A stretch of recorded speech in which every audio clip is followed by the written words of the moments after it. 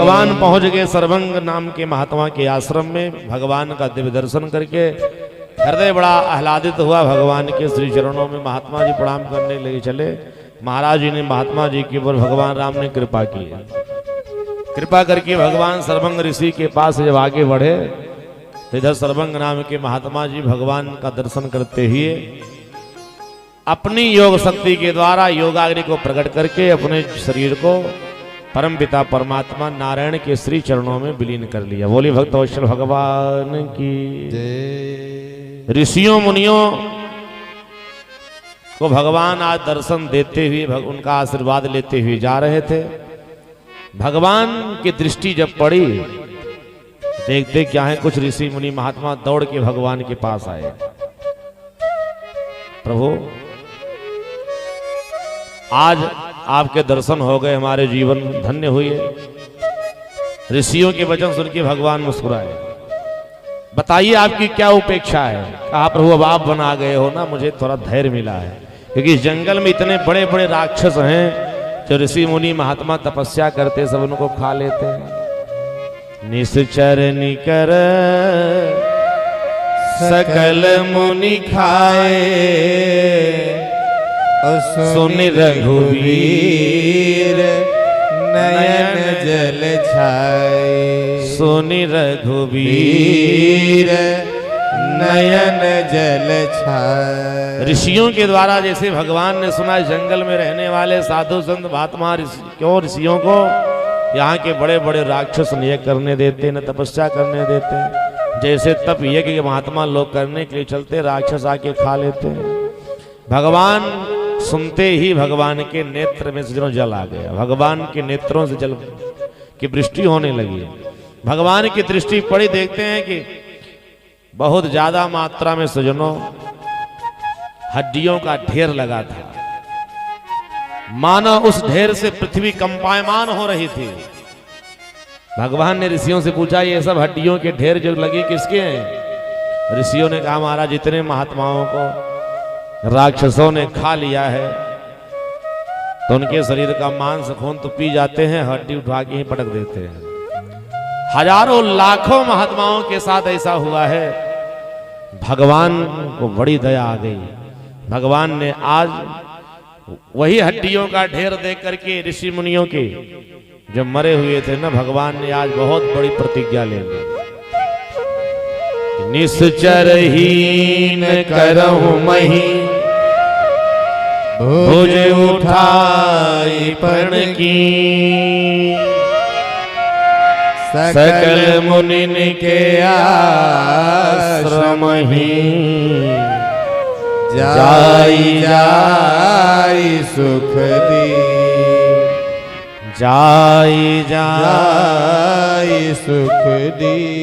भगवान आज प्रतिज्ञा ले लेते हैं कि सारे संसार से मैं जब तक राक्षसों का विनाश नहीं कर दूंगा निश्चर ही न करहु मही। दोनों भुजा उठा करके भगवान ने प्रण किया और एक एक महात्माओं के आश्रमों में जाकर के भगवान सबको सुख दे रहे हैं, सबको दर्शन दे रहे हैं, सारे महात्माओं का दर्शन प्राप्त कर रहे हैं। महात्मा लोग भगवान का दर्शन करके अपने जीवन कृतार्थ कर रहे हैं। भगवान जब और आगे बढ़ते हैं तो गोस्वामी तुलसीदास जी महाराज कहते हैं भगवान अगस्त महाराज की कुटिया दिख रही थी। कुटिया में अगस्त महाराज जी तप कर रहे थे। उनके परम शिष्य थे जिनका नाम था सुतीक्ष्ण।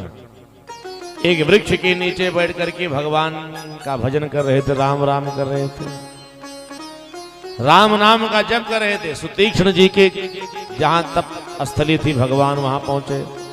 और सुतीक्ष्ण जी कोई और नहीं है, अगस्त जी के परम शिष्य थे।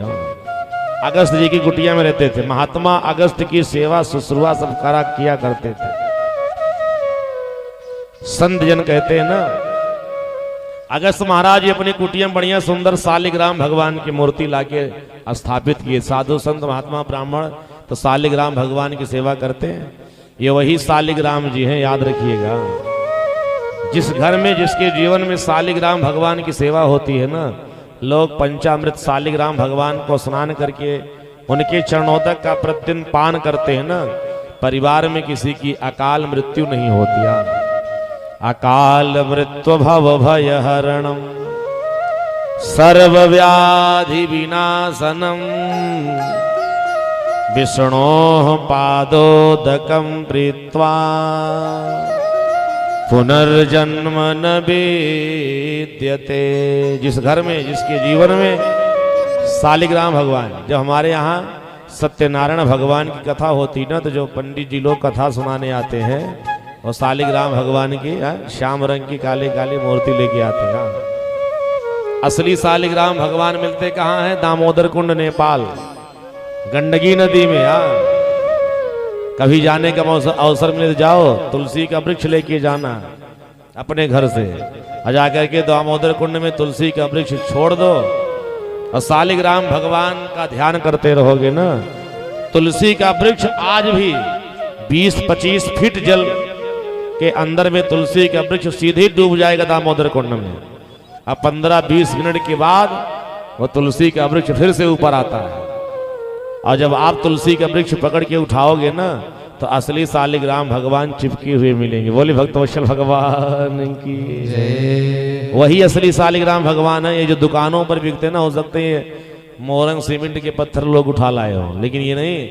असली शालिग्राम भगवान नेपाल में गंडकी नदी में दामोदर कुंड से प्राप्त किए जाते हैं। उनकी सेवा का बहुत बड़ा फल है। चाहिए हर घर में शालिग्राम भगवान की मूर्ति हो और सब लोग ठाकुर जी की सेवा जरूर करें। तो ऐसे अगस्त महाराज जी प्रतिदिन भगवान शालिग्राम का पूजन प्रतिदिन करते थे। एक दिन अगस्त महाराज जी किसी कारणवश से कहीं चले गए। 2-4 दिन के बाद कुटिया में लौट के आएंगे, और उन्होंने जिम्मेदारी दे दी कि सुतीक्ष्ण तो मेरा शिष्य है ना, कुटिया में निवास करना और शालिग्राम भगवान की सेवा करना। अब बगल में एक नदी बहा करती थी, सुतीक्ष्ण जाते वहीं जाकर के नदी में स्वयं स्नान करते और शालिग्राम भगवान को स्नान करके लेकर आते थे। एक दिन सजनों हुआ क्या, उसी नदी के किनारे एक जामुन का वृक्ष दिखाई पड़ा। काली काली जामुन उसमें फल लगे हुए थे। सुतीक्ष्ण जी की इच्छा हुई कि जामुन के फल को तोड़ करके खाया जाए, और जब खाने के लिए सुतीक्ष्ण जी ने सोचा, तो अब जामुन का इतना बड़ा वृक्ष था, चढ़े कैसे, तोड़े कैसे, तो कुछ समझ में आया नहीं। तो वही शालिग्राम भगवान को उठा करके फेंक करके शालिग्राम भगवान की मूर्ति से जामुन सुतीक्ष्ण जी बेचारे तोड़ने लगे। एक बार सजनों जामुन, एक बार शालिग्राम को फेंक के मारे, 2-4 जामुन गिरी। कहा और ज्यादा जामुन खाना है, और तेज से जोर लगा के खींच के फेंके, तो शालिग्राम की शिला जाकर के बहुत दूर नदी में डूब गई। रात दिन ढूंढते रहे, शालिग्राम भगवान की मूर्ति पाए नहीं। सोचा जैसे शालिग्राम भगवान है, ऐसे काली काली जामुन भी तो है। गुरुजी क्या समझेंगे कि शालिग्राम है कि जामुन है। वही जामुन का फल जो बड़ा वाला था, काला काला, वही लेकर के आए और कुटिया में ला करके शालिग्राम भगवान के आसन पर रख दिए। और सजनों अगस्त महाराज जी आए। अब उस दिन अगस्त महाराज जी को भगवान को स्नान कराना था। जैसे अगस्त जी चले शालिग्राम भगवान को स्नान कराने के लिए, तो जामुन का फल पूरा एकदम बिखर गया।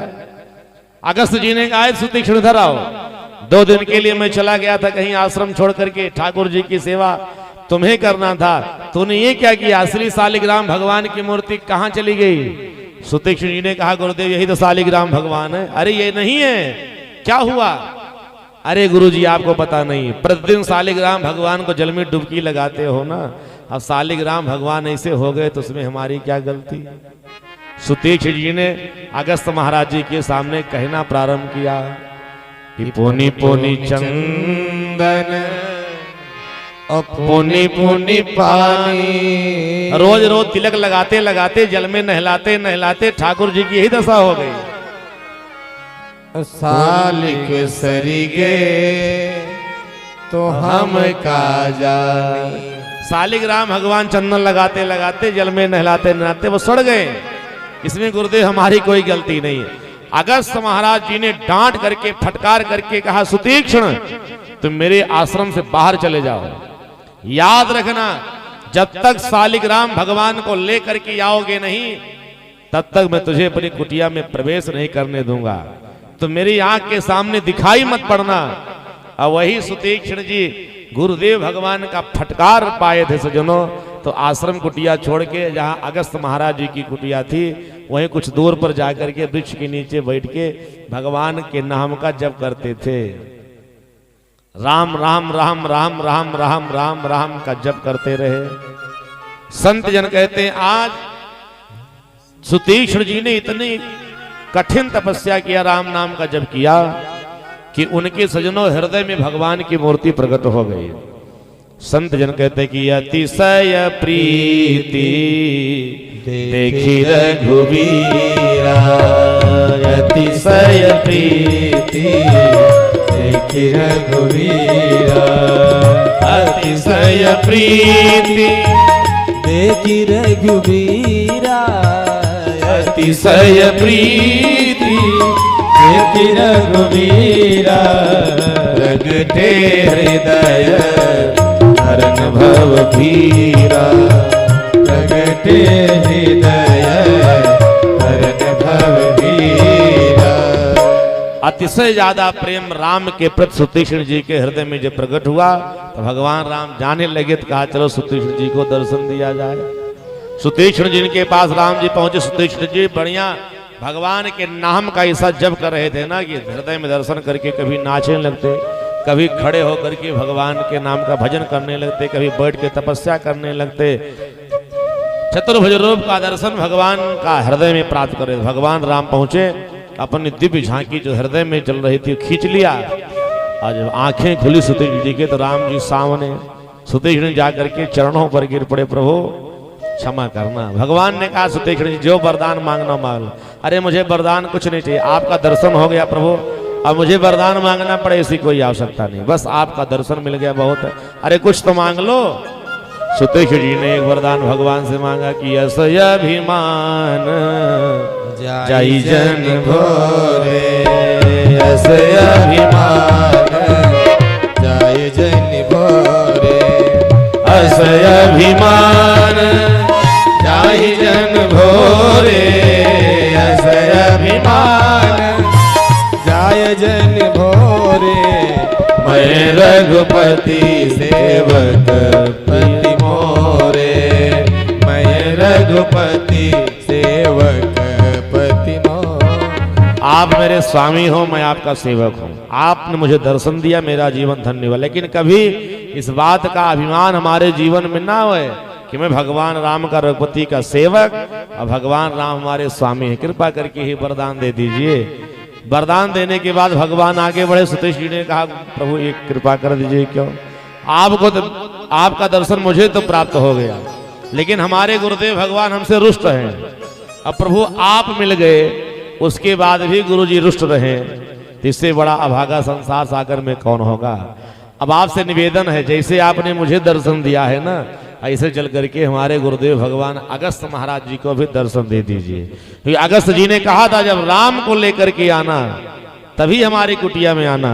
अब आप मिल गए हो तो कम से कम उसका लाभ तो ले लिया जाए। सजनों याद रखना, आज सुतीक्ष्ण जी वहां से चले और संत जन कहते हैं सुतीक्ष्ण जी जैसे गए तो कुटिया में अगस्त महाराज जी जप कर रहे थे।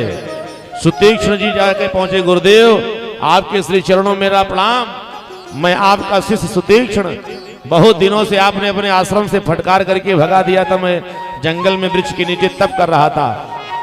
अगस्त जी की आंखें खुली, अरे सुतीक्ष्ण तुझसे मैंने कहा था ना कि बिना राम को लेकर के तब मेरी कुटिया में आना, तो अकेले कैसे आ गया।